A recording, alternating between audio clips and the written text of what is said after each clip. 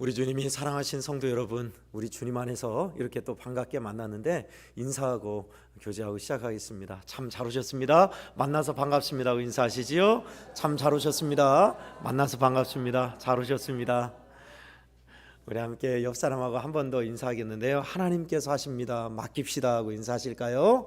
하나님께서 하십니다. 맡깁시다. 아멘. 유년 시절에 저희 마을에는 독특한 게 있었습니다. 저희 마을에는 고인돌이 4기가 있었습니다. 고인돌 4기가 있었는데 작지 않았어요. 굉장히 컸습니다. 돌이 좀 어느 정도 크기쯤 될까? 이 강대상 전체쯤 될까요? 굉장히 커요.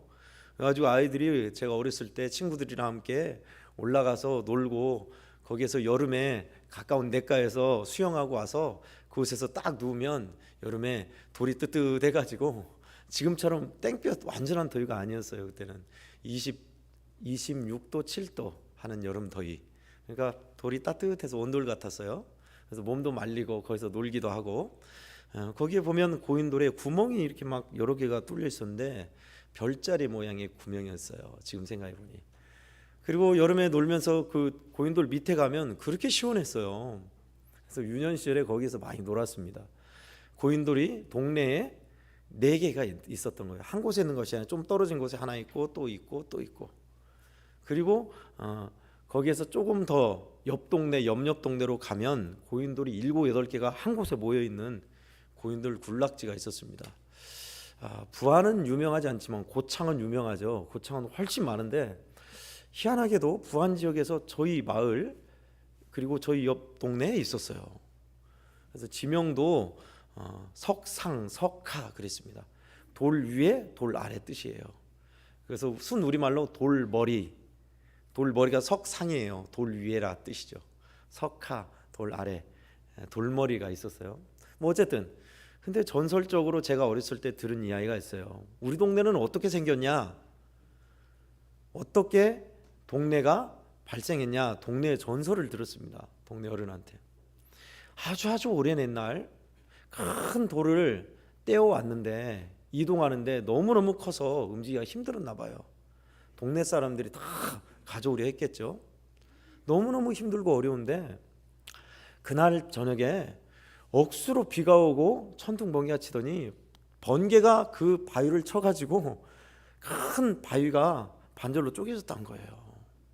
그래서 쉽게 가져올 수 있었다 해서 우리 마을은 바위가 반절로 쪼개졌다 해서 반암 마을이었습니다.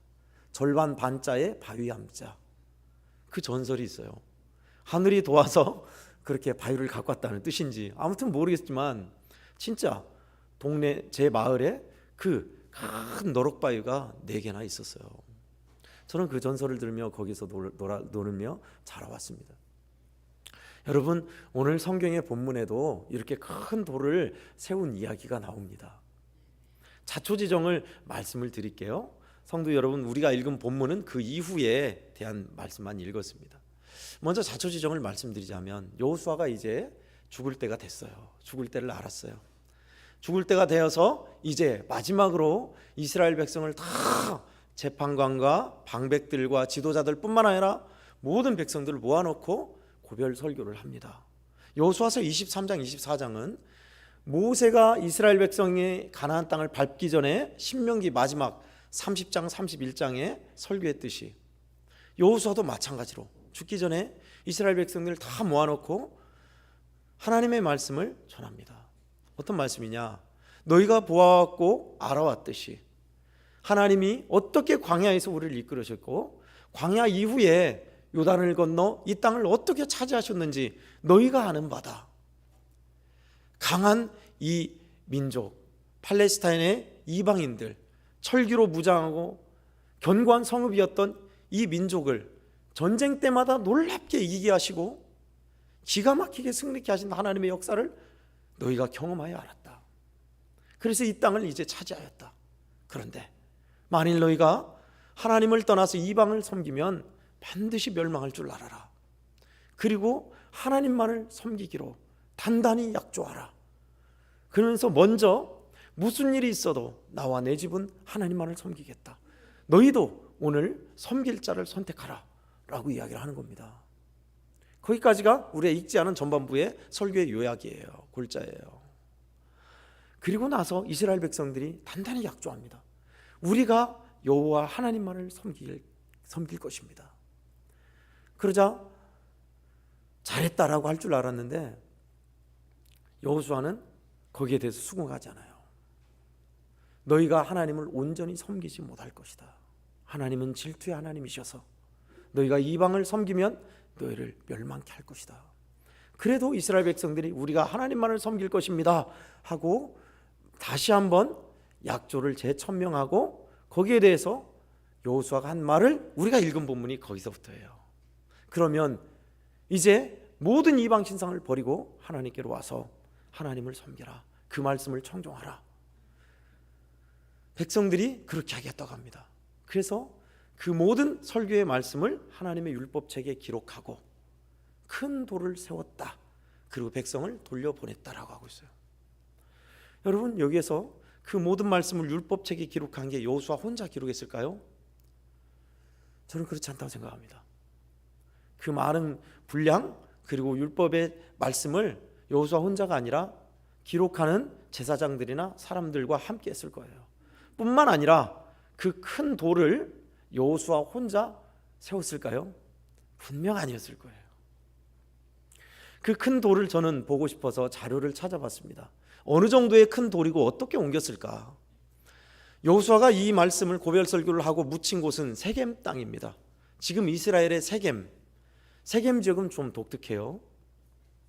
세겜은 갈대아 우르에서 그리고 하란에서 팔레스타인, 그러니까 이스라엘로 와서 아브라함이 처음으로 정착했던 곳, 상수리나무 옆에 제단을 쌓았던 곳이 세겜입니다. 오늘 본문도 성소 옆 상수리나무 옆에 큰 돌을 세웠다고 했죠. 그리고 세겜 땅은 야곱이 다시 바단 아람에서 돌아와서 우물도 파고 머물렀던 곳입니다. 땅도 샀지요. 뿐만 아니라 그 땅은 여호수아가 묻힌 땅이요, 야곱의 아들 요셉이 그곳에 마지막으로 뼈가 묻힌 자리입니다. 그렇게 여러 귀한 기념될 만한 일들이 있고 기억할 만한 장소예요. 근데 또 하나가 뭐가 있어요? 여호수아 백성들이 단단히 하나님을 섬기겠다고 한 큰 돌을 세운 곳, 그곳이 바로 세겜의 성소 상수리나무 옆이라고 기록하고 있습니다. 그래서 저는 한번 성지순례는 직접 못 가지만 이스라엘의 성지순례를 다녀오신 분 중에 자료를 찾아봤어요. 유튜브로 찾아서 세겜 땅 성지순례 세겜 땅 찾아보니까 진짜 거기에 여러 가지가 있더라고요. 지금도 뭐 야곱의 우물이나 또 요셉의 무덤 있어요. 근데 이제 고고학적으로 발견됐는데 상수리나무 옆에 성소, 그러니까 성막이 있었던 곳을 이제 발굴하기 시작했어요. 근데 안타깝게도 오늘 본문에서 여호수아와 백성들이 큰 돌을 세웠던 돌은 아직 고고학적으로 발견이 안 됐습니다. 저는 굉장히 보고 싶었는데, 아무튼 작은 돌이 아니라 성경이 말하고 있는 큰 돌이라고 하고 있어요. 그 큰 돌을 어떻게 세웠을까 상상해 볼 뿐입니다. 혼자가 아니었겠죠. 만약에 우리 애양원에서 우리 하나님만을 사랑하고 자손대대에 하나님만을 섬기고 우리가 단단히 약조하고 거기에 대한 증표로 큰 돌을 세우십시다. 제가 그래가지고 저기 앵무산에서, 율촌 앵무산에서 거대한 돌을 다이나마이트로 떼어가지고 여기까지 끄고 온다고 합시다. 끄고 와서 교회 앞에다가 세우는데 그 길이가 얼마나 큰지 딱 세웠더니 손현 목사님 순교 비석에서 교회 십자탑 높이만큼만 그 크기예요. 그럼 어떠겠어요? 지금이야 뭐 크레인이 있지만 크레인이 없다고 치면 모든 동네 사람들 다 달라붙었겠죠. 붙어가지고 뭐 이것저것 세우고 밧줄로 묶고 막 도로래 해가지고 막 영차 하면서 세웠겠죠. 분명히 그랬을 거예요. 이때에도, 여호수아 때에도. 어쨌든 하나님께서 그들이 함께 세운 큰 돌을 통해서 하시고자 한 일이 있어서 그렇게 하라 하신 겁니다. 율법책의 기록은 물론이거니와 큰 돌을 그렇게 세웠다. 그리고 오늘 본문을 통해서 여호수아가 이스라엘 백성에게 하고 싶은 말의 요지는 크게 세 가지입니다. 먼저 하나님을 친근히 하라, 그를 경외하고 섬겨라, 그의 말씀을 청종하라 입니다. 먼저 하나님을 친근히 하라, 그의 설교 마지막 부탁은 여호수아서 23장 8절과 11절에 나와 있습니다. 한 장만 넘겨서 우리가 함께 볼까요? 여호수아서 23장 8절과 11절입니다.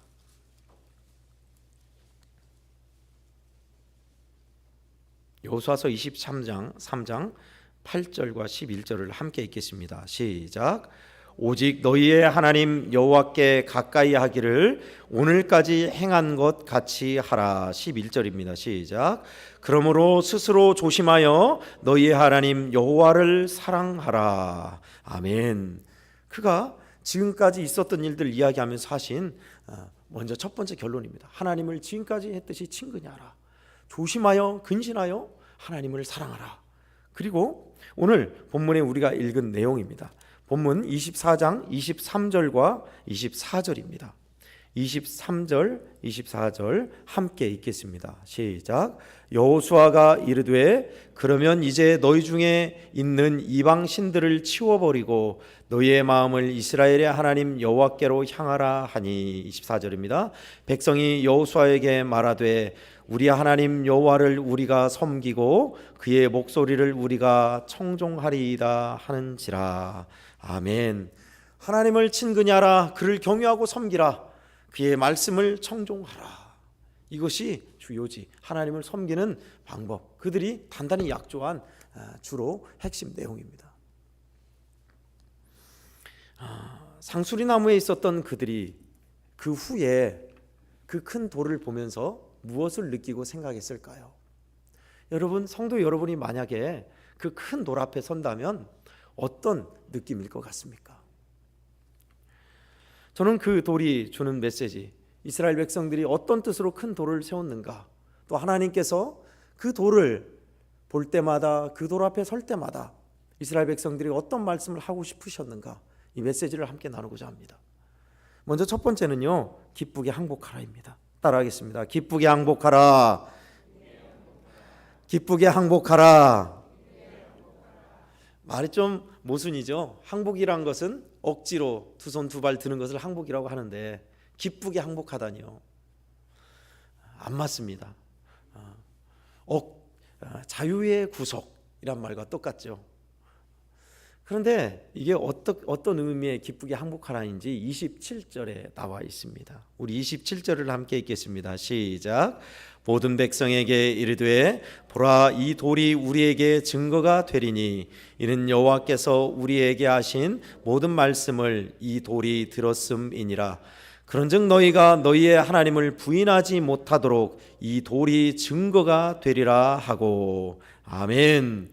끝절에 뭐라고 하고 있어요? 하나님을 부인하지 못하도록 이 돌이 증거가 되리라. 다시 말하면 인정하게 만들 것이다. 누굴요? 하나님을.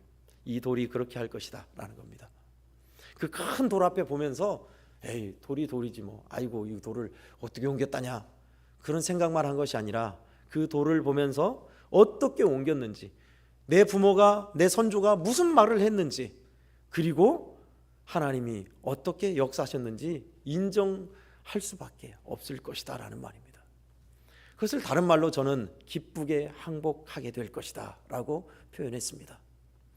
하나님은요, 저와 여러분들이 마음에서 우러나는 순종, 기쁘게 하나님께 복종하는 것을 좋아하세요, 원하세요. 그리고 그렇게 때로는 만드십니다.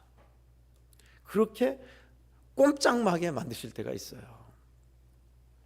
부인치 못한다, 이것이 증거가 되리라 하는 것을 말씀드리면 이렇습니다.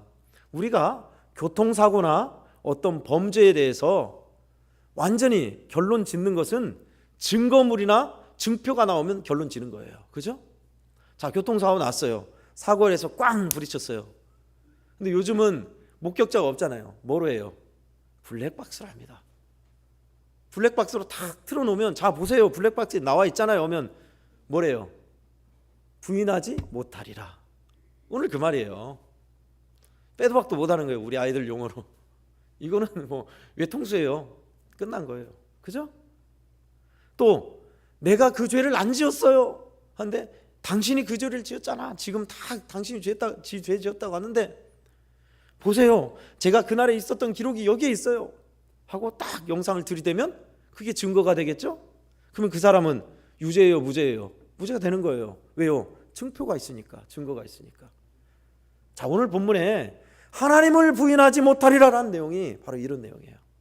그 큰 돌 앞에 섰을 때 에이 우리는 뭐 그냥 어떻게 하다가 여기 왔지, 그렇게 말하지 못할 것이다. 왜요? 물론 이것은 당대의 부모 세대, 후세대, 3, 4세대까지 이어졌을 거예요. 뿐만 아니라 후세대도 향한 말씀일 겁니다. 당대 얘기해 볼까요? 만약에 성도 여러분들이 당대에 참여한 그 어른들이라고 칩시다. 여호수아의 이끄심 따라 백성들아, 우리 후손들에게 증거가 되기 위해서 우리가 단단히 하나님을 섬기기 위해서 이 돌을 옮기자. 먼저 첫째 날에는 인시동에서 옮기고, 둘째 날에는 신흥동에서 옮기고, 셋째 날에는 신기동에서 옮긴다. 그리고 넷째 날에는, 다섯째 날에는 피득촌과 사호 피득촌에서 점심을 준비한다. 그래서 다 했을 거 아니에요. 그 큰 돌을 옮기기에 분명히 그랬을 거예요. 혼자 못하니까. 그러면서 그 돌을 옮기면서 피땀 흘려 수고하고 때로는 조금 다치기도 했을 것이고, 우리가 왜 이것을 하는지 자손들에게 가르쳐 줄 거예요. 아들아, 이 돌을 볼 때마다 하나님을 떠나지 않겠다고 맹세한 것 기억해라. 하나님이 여기까지 놀랍게 어떻게 이끄셨는지를 알아야 한다. 그래서 우리가 나뿐만 아니라 우리 아들, 딸들, 손자, 손녀들 그 후세까지도 하나님만을 섬기겠습니다. 우상 섬기지 않겠습니다. 단단히 약조한 것이 이거란다. 그러니 이거 볼 때마다 그거 기억해라. 그러니 하나님만 섬기고 어려울 때나 기쁜 때나 하나님을 기억해야 한다. 단단히 일렀을 거예요. 분명히 부모가 얘기했을 거예요. 자손들에게. 그리고 아이들은 궁금했을 거예요. 어린 애들은 크고 나서 이 돌이 뭐예요? 왜 이렇게 큰 돌을 세웠어요? 물어봤을 거예요. 분명히 가르쳤겠죠. 그리고 당대 청소년이었거나 알아들을 만한 나이의 아이들은 눈으로 봤을 거예요. 얼마나 피땀 흘려 그 큰 돌을 세웠는지 어른들이. 그게 증거예요. 빼도 박도 못하는 증거. 하나님만을 우리가 죽을 때까지 섬길 것이다. 무슨 일이 있어도 우상 섬기지 않고 하나님 말씀 따를 것이다. 하나님이 얼마나 기적적인 놀라운 방법으로 이 땅을 우리에게 차지하게 하셨는지 그 좋으신 하나님을 떠나지 않을 것이다. 그러니 아들아, 딸들아, 자녀들아, 어려울 때일수록 하나님을 기억하라. 그런 교훈을 남겼을 거예요. 그 큰 돌은 그런 교훈이 녹아있는 겁니다. 하나님을 인정하게야 만드는, 인정하게끔 만드는, 하나님 앞에 두 손 두 발 들게 만드는 그 큰 돌 앞에 설 때 말입니다. 200년 후에, 오늘 여호수아가 죽고 나서 200년 후입니다.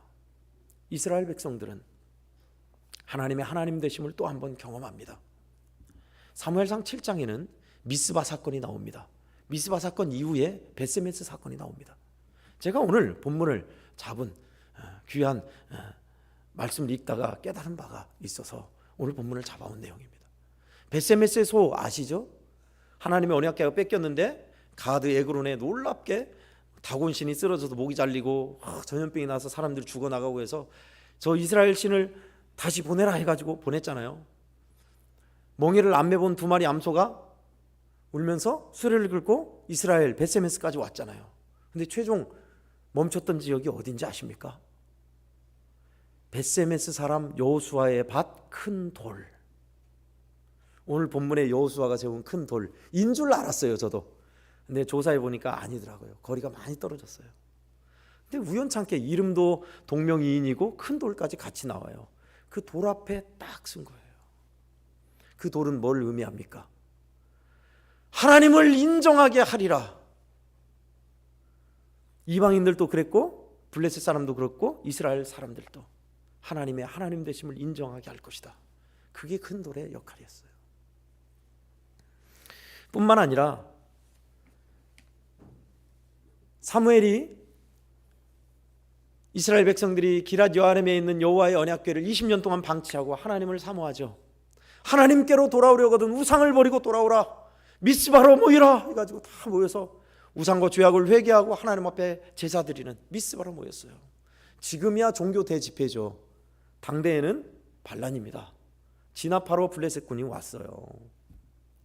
왔는데 어떻게 해요? 무기도 없고 훈련도 안 받은 그들이 사무엘에게 기도해달라 해서 사무엘이 간절히 젖된 어린 순양을 잡아다가 번제로 바치고 하나님께 간절히 기도하니 하나님이 두려워 말라 하시고 지켜주겠다 하십니다. 하나님께서 과연 큰 천둥과 번개를 블레셋 군대에 쏟아부으셔서 그들이 좌중질환하게 만들고 그들을 쳐서 이겨서 수많은 땅을 회복합니다. 그리고 그 끄트머리에 큰 돌을 세우죠. 그 돌이 뭔지 아시죠? 에베네셀입니다. 하나님이 여기까지 도우셨다. 그 돌을 볼 때마다 그들도 알았을 거예요. 아무것도 없는, 무기도 없는 우리를 하나님이 천둥과 번개를 통해서 우리를 구원하셨다. 그것을 의미하는 돌이었어요. 부인할 수 없는 증표, 증거였습니다. 여러분, 하나님께서는 때로 우리에게 믿음 생활하면서 안 되고 할 수 없게만 여겨지고 못나고 부족한 우리의 모습만 보는 우리에게 기쁘게 항복하며 인정하게 만드실 때가 있습니다. 여러분, 성도 여러분은, 저도 그렇지만 우리는 죄 가운데 무너지고 넘어질 때마다 우리 자신을 너무 작게 과소평가할 때가 있습니다. 우리 자신일 때만 그렇죠. 우리 주님이 우리를 쓰시고 능력으로 역사하실 때를 보면 그 생각이 들지 않습니다. 부끄럽지만 저의 맨 처음 목회, 그러니까 교육전도사로 처음 목회, 처녀 목회, 교육전도사로 중고등부 청년부 맡았을 때 그때 일을 들려드리고 싶습니다. 뭘 알겠어요? 하나도 모르죠. 이제 시작했는데 설교만 하는 건 줄 알았는데 다양한 행사도 많고 하는데 잘 모르죠. 잘 모르는 저에게 자상하게 인자하게 처음엔 다 그래 하면서 이렇게 하는 거야 라고 알려주면 좋겠는데 담임 목사님이 굉장히 엄했습니다. 불러다가 끝나고 나면 불러다가 그렇게 하면 되겠냐, 곧다고로 할래. 아유, 너무 무서웠어요. 왜 그렇게 주눅들게 혼내셨는지. 물론 잘하라고 한 마음이었겠죠. 제가 볼 때도 한 번은 큰 잘못이 없는데 왜 그렇게 심하게 혼내셨는지 그날은 정말 힘겨웠습니다. 그리고 다짐했습니다. 여기에 있을 곳이 못 된다. 나는 이곳을 그만둘 것이다. 한 6개월쯤 됐던 것 같아요. 도무지 여기는 못 있겠더라고요. 그렇다고 해서 월급을 많이 주냐, 장학금을 주냐, 그것도 아니었어요. 제가 장학금이라도 줬으면 모르겠어요. 장학금도 안 주고 학비도 보태주지도 않고 다른 지역보다 사례도 적었어요. 왔다 갔다 버스 타고 차비하고 학교에서 식권 끊으면 없었어요, 돈이. 근데 그렇게 혼내시는지. 아무튼 그래서 여기 있을 곳이 못 된다, 그만두겠다 라고 생각하고 갔던 날이었습니다. 어느 날이었어요. 오늘 하는데 장마철이었어요. 비가 억수로 왔어요.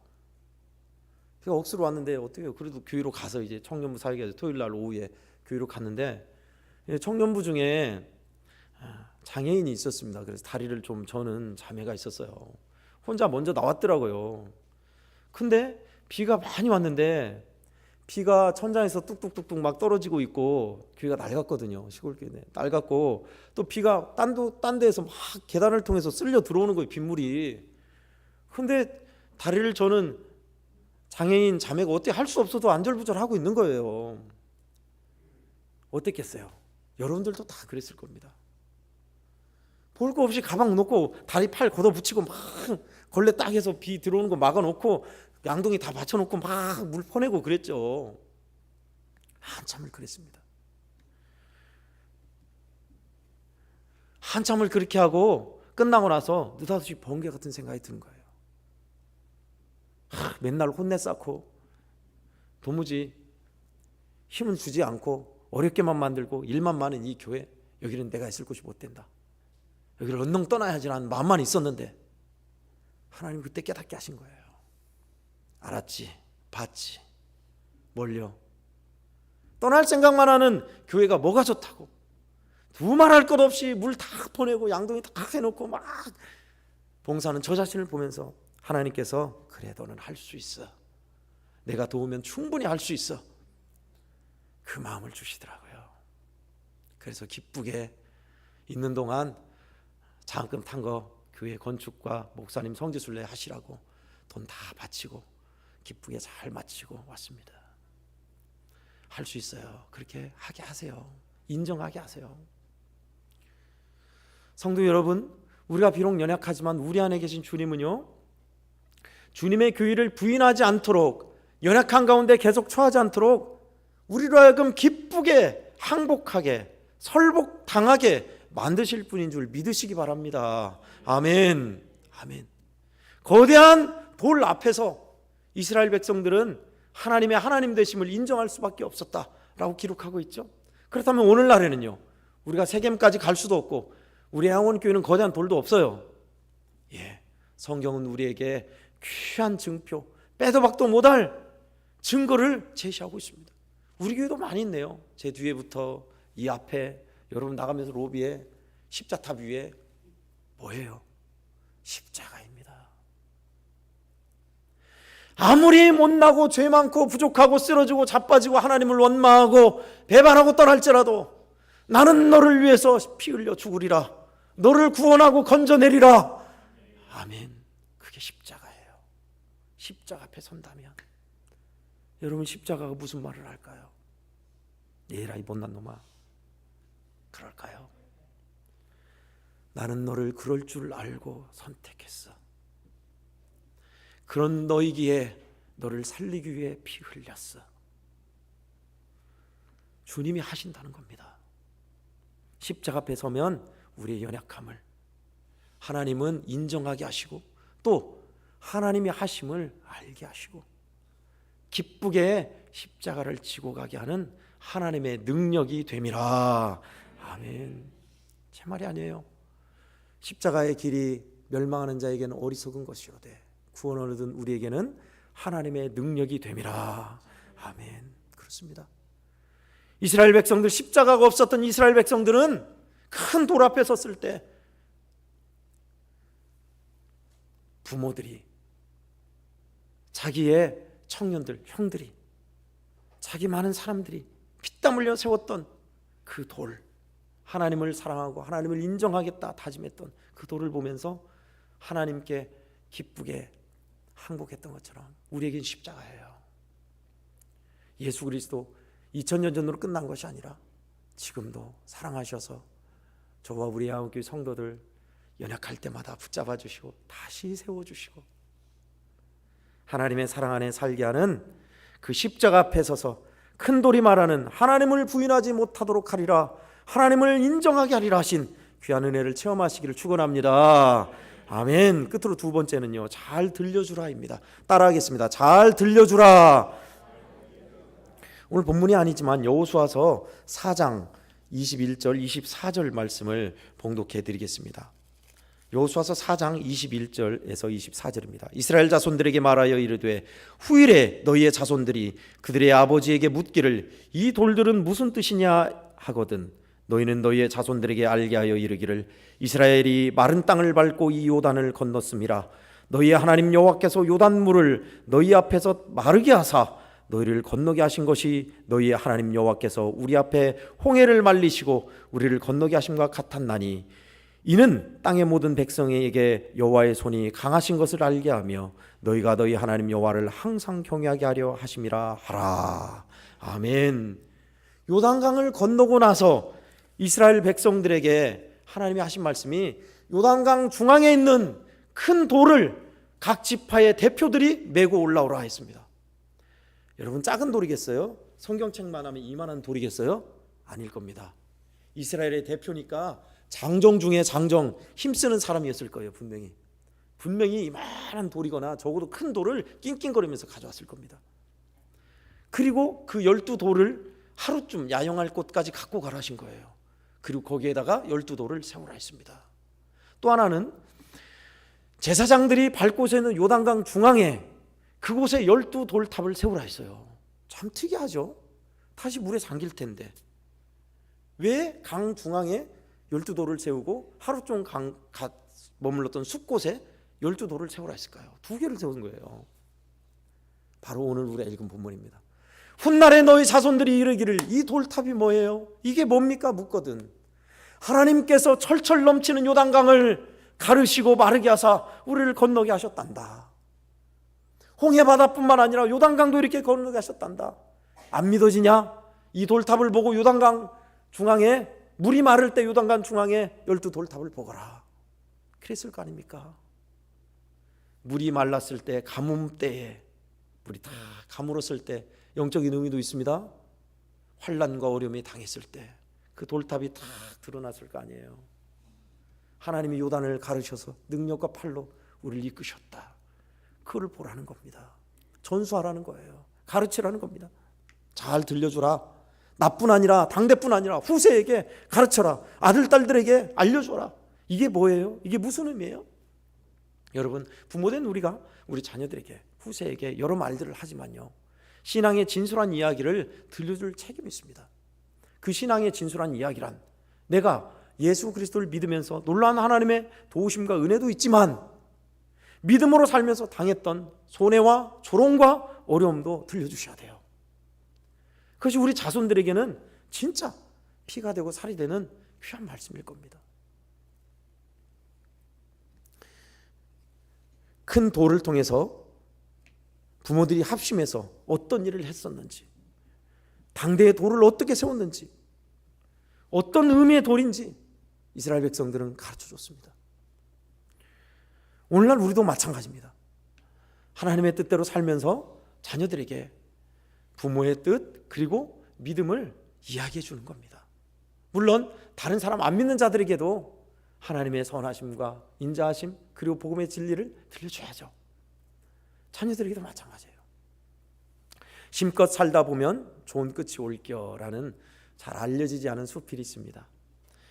이 쓴 저자는 저기 광암, 율촌 광암이 고향이에요. 그리고 거문도에서 근무를 하셨고 또 한평이 시댁입니다. 한평이 광암이 시댁이고 한평이 처가 본가이고 친정이고 그리고 거문도에서 근무하셨던 분이라서 저에게는 참 각별하더라고요. 그래서 재밌게 읽었는데 그 중에 우리 아이들은 알까라는 내용이 있습니다. 어렸을 때 자기가 시집 갈 때에 1950년대, 60년대인 것 같아요. 예전에 시집 갈 때 혼수품은 지금처럼 자동차냐 아니면 큰 집이냐 그게 아니라 이불이었대요. 이불을 몇 채 해왔냐가 혼수를 많이 해왔다 적게 해왔다 차이였대요. 근데 그 이불은 솜이었잖아요. 옛날은. 그때는 추웠으니까 불 떼고 다 아궁이에 불 지피고 살았으니까. 그런데 아버지가 그 딸을 사랑해서 장마다 솜을 구해야 하잖아요. 이불을 만들려면. 그때 이불을 집에서 다 만들었습니다. 솜을 구해야 하는데 장마다 가면 솜을 가져오는 솜 장수가 있대요. 근데 솜 장수한테 솜을 안 사고 더 좋은 솜을 사기 위해서 가정에서 목화를 재배해서 파는 사람한테 일일이 걷어서 샀대요. 장날 여러 번을 걸쳐서. 그래서 방에 산더미 같이 딱 그렇게 솜을 모아놔서 딸 혼수품으로 이불을 만듭니다. 그 이불을 혼자 만들어요? 아니요. 좋은 목화솜은요, 저도 어렸을 때 목화솜을 봤는데 하얀데 흰색이 푸른 빛을 띄어요. 약간 푸른색을 띠는 좋은 목화솜이에요. 그런 것을 가져와서 날을 잡아서, 그것도 좋은 날을 봤습니다. 날을 잡아서 동네 부인들을 다 불러다가 이불을 만드는 겁니다. 솜을 쫙 펴서 목청 거기다가 이불을 쫙 솜을 펴가지고 다 덮어서 손수 바느질을 다 하고 마치 날 잡아서 김장하듯이 그렇게 해서 만드는 거예요. 혼수 이불을. 그렇게 해서 자기의 혼수감 이불을 만들어준 것을 그렇게 수필로 썼더라고요. 그 이불이 20년 30년이 지나서 이렇게 한 뼘처럼 두꺼웠던 혼수 이불이 약간 얇아졌는데 아직도 그걸 버리기가 힘들더래요. 그래서 그것을 뜯어서 자기 큰딸이 결혼할 때 솜을 이렇게 트는 데가 있나 봐요. 솜 트는 기계가 있나 봐요. 다시 부풀리는 그 기계를 통해서 가져와서 딸과 함께 그 혼수 이불을 만들었답니다. 한 땀 한 땀 만들고 그 혼수 이불에 어머니가 친히 수도 놔서 원앙도 토끼도 꽃도 이렇게 수도 놔서 만들어줬다는 거예요. 근데 그 이불을 덮으면서 시중에서 사면 그만이지 왜 이걸 만드냐고 했던 딸들이 하는 말이 파는 거하고 다르다는 거예요. 당연하죠. 솜부터가 최고의 솜으로 고루 골라서 샀고 정성 들여서 만들었으니. 그래서 그 딸들이, 큰 딸이 그걸 덮을수록 잠도 잘 오고 좋다고. 그러면서 내가 죽고 나서 아이들이 나를 생각하겠지. 딸을 사랑해서 어머니가 시집 왔을 때 해온, 그러니까 외할아버지죠. 외할아버지가 손수 솜 가져온 사람한테 장터에서 막 모아가지고 만든 그 귀한 솜으로 만든 이불. 할아버지의 솜, 어머니의 한 땀 한 땀 놨던 수놓았던 그 이불을 보면서 아이들은 느끼겠죠. 정성을 다해서 마련해준 그 이불 말입니다. 여러분, 우리가 자녀들에게 들려준 믿음의 유산은 바로 이런 겁니다. 큰 어려움 속에서 환난과 어려움 있었지만 우리 부모님은 그렇게 극복하셨다고 했어. 우리 할아버지는 그렇게 믿음으로 하나님의 놀라운 역사를 체험하셨다고 하셨어 라는 거 말입니다. 다른 사람, 다른 어떤 유명한 사람의 간증보다 이게 더 우리 자녀들에겐 살이 되고 피가 될 겁니다. 잘 들려주라는 말씀, 큰 돌은 오늘 또 이야기하는 겁니다. 유산만 그런 것이 아니라 우리의 자녀들에게 들려줄 그 이야기, 하나님을 섬기면서 내가 느꼈고 체험했던 하나님의 은혜, 하나님의 어떠하신 말입니다. 성도 여러분, 우리는 함께 이 큰 돌을 세우셔야 합니다. 이 큰 돌을 세우든지 말든지 하고 그냥 왔다 갔다 하면 우리 후손들에게는 어디에서 무엇을 배우고 우리 선조에게 어떤 믿음을 깨닫고 간직하고 있을까요? 배워서 함께 세우는 큰 돌이라 했습니다. 믿음은 함께 세우는 겁니다. 하나님의 은혜에 나로 하여금 인정할 수밖에 없는 하나님의 크신 사랑과 은혜에 내가 서고 또 그 은혜로 말미암아 체험했던 그 놀라운 사랑과 은혜를 감당하며 살았던 이야기들, 우리 당대에 해야 할, 주님을 믿고 따르면서 해야 할 일들입니다. 우리 애양원교회에 그런 십자가의 큰 돌이 한두 가정씩 여기저기 세워진다면 얼마나 복된 주님의 이야기, 주님의 놀라운 믿음의 유산이 있겠습니까? 성도 여러분, 오늘 이 말씀을 통해서 이스라엘 백성들이 하나님을 후대에도 부인하지 않고 하나님을 인정하며 사랑하며 살게, 당대 우리가 하나님을 섬기며 사랑하며 살겠습니다 하는 그 뜻이 묻어있는 그 이야기 말입니다. 귀하신 성도 여러분께서도 우리가 부족하지만 하나님의 은혜로 날마다 기쁘게 하나님께 항복하며 하나님의 귀하신 은혜를 잘 들려주는 우리 모든 성도들 다 되시기를 예수님의 이름으로 축원합니다. 아멘. 하나님 아버지 감사합니다. 함께 세우는 큰 돌에 대해서 같이 나눴습니다. 믿음으로 산다 하면서 연약함 많지만 하나님은 우리에게 십자가를 알게 하사 하나님의 하심을 알게 하사 기쁘게 항복하게 하시는 것이니 하나님 아버지 인정하고 시인하며 주님의 이야기를 들려주는 저희들 다 되게 하여 주시옵소서. 귀하신 주의 사랑과 은혜를 찬송하옵고 거룩하신 예수님의 이름으로 기도하옵나이다. 아멘. 다 함께 찬송